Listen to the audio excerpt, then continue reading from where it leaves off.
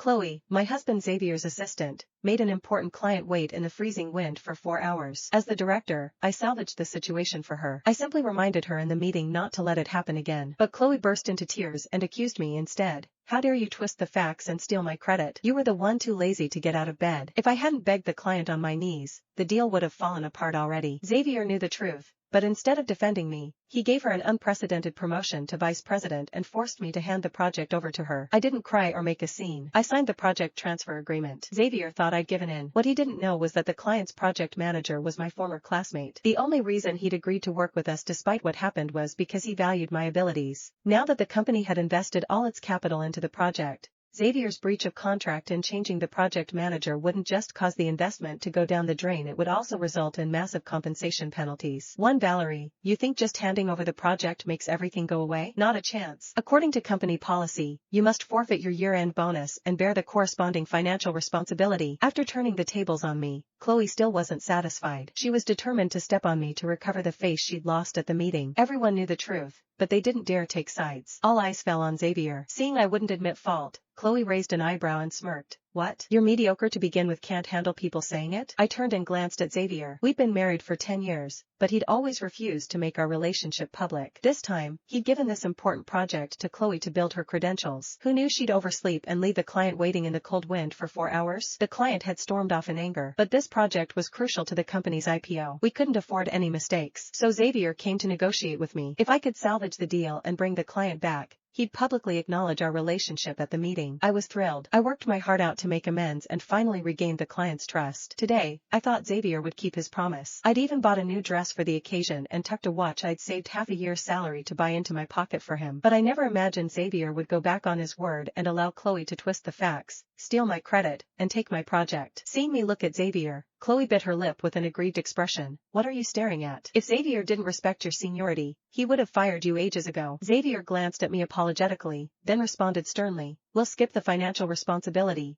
but your entire year-end bonus is forfeit. Valerie, be more careful next time. Don't make such amateur mistakes again. He seemed to be protecting me, but he was actually pinning this dirty label firmly on my head. Well, of course he was the boss. Without his tacit approval, how would Chloe, a newcomer, dare to challenge me? Listening to my colleagues' gleeful mockery around me, I didn't get angry. Instead, I smiled and took off my employee badge on the spot. No need for all that trouble. I quit right now. Xavier looked at me with displeasure. Stop being ridiculous. If you quit, what happens to all your projects? I shrugged calmly. Chloe is so talented, I'm sure she'll do better than me. At those words, everyone's expressions changed. They all knew the company had gotten where it was today entirely because of me alone. If I left, all my projects would fall apart.